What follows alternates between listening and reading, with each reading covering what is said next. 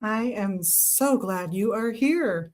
I'm Liz from Megas Books and Herbs, and it is Magical Tuesday in my world. So let's talk, since it is December 30th, let's talk about ways to ring in the new year to enhance your life for 2026.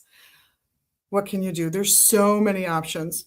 I can't list them all, and you should not try to do them all. You will drive yourself insane. That said, good fortune, eat small things. There's multiple traditions from around the world where you eat black-eyed peas or a small piece of fruit, but you'll eat one for each month. So you'll need something like 12 nice, small, ripe pieces of fruit, something that tastes good to you. I'm going to say not raisins, not shriveled up dried things, not prunes, not not dried apricots even. I would go for a fresh fruit that is abundant and juicy and delicious for you.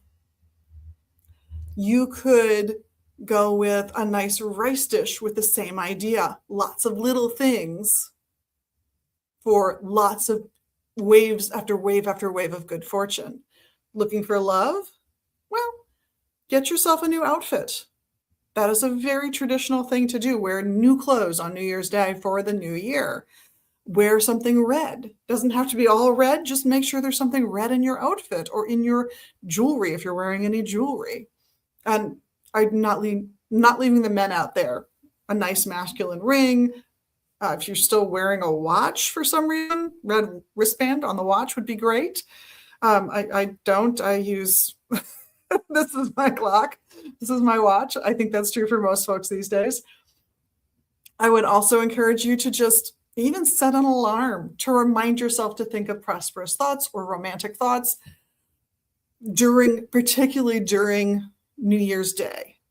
Traditionally, of course, kissing someone at midnight to kick off a good year with good relationships, especially romantic ones, is great. But people also turn to this as a good time of year to do a little cleansing, to make sure you've gotten rid of anything old that's holding you back. That can mean that you burn some form of incense that you view as cleansing. So traditional choices from around the world could include myrrh, possibly frankincense, lavender, sage, various forms of sage, Palo Santo. Many of these things, when you actually look at how they were used traditionally, while they didn't have the language of germs, they did have the language of things like evil spirits entering the body and harming the person. That would be sort of the equivalent. And these are all herbs that are known to fend off those evil spirits, thus enhancing your life. So many of them, it turns out, do have a positive effect on health if there's the right kind of infectious agent around in there, the right kind of flu, that sort of thing. So it's not a bad choice to make either way, really. Sweeping towards your doorway, always in the direction of your doorway also, and then sweeping that out, no matter how cold it is where you are on January 1st, sweep everything out the door that's negative. Another good choice for getting rid of old negative patterns, negative energy, is choose something that you can safely burn in a controlled environment. This might be an old love letter from an ex. This might be some other piece of paper that just shouldn't hold the amount of sway it does over you today. A letter from an old friend, a parent that maybe you didn't have the best relationship with. Even a document, because college was torturous.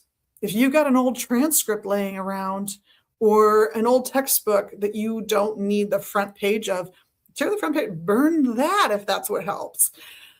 Anything that for you would symbolize letting go of an old expectation that just didn't come to pass, that is still something that eats at you and gnaws at you.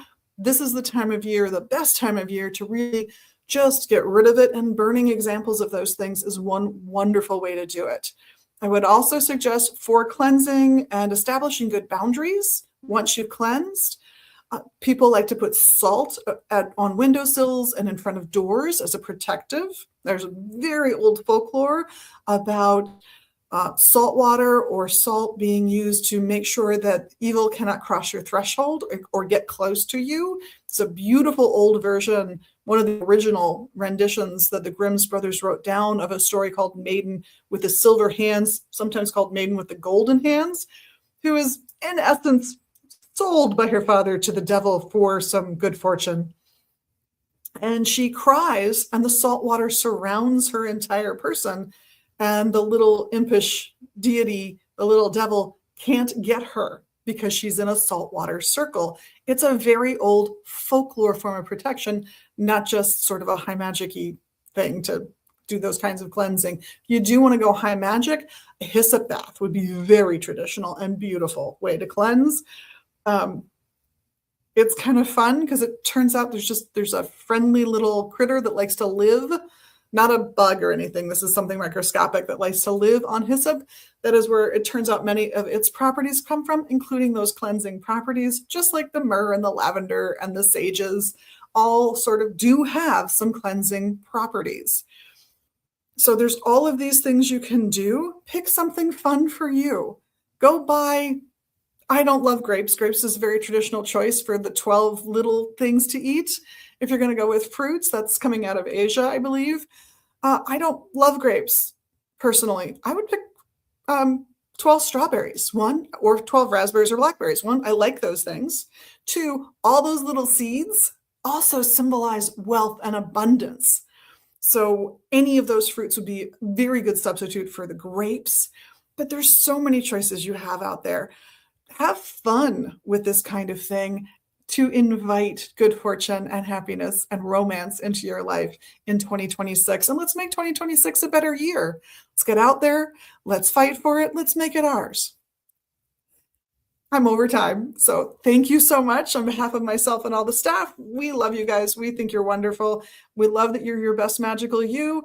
And we're happy to help you achieve that, whether you stop in here at the shop in Minneapolis or you see us online at magisbooks.com. Feel free to send us an email, phone call. You can find all that information on our website. And we'll see you all soon. Blessed be.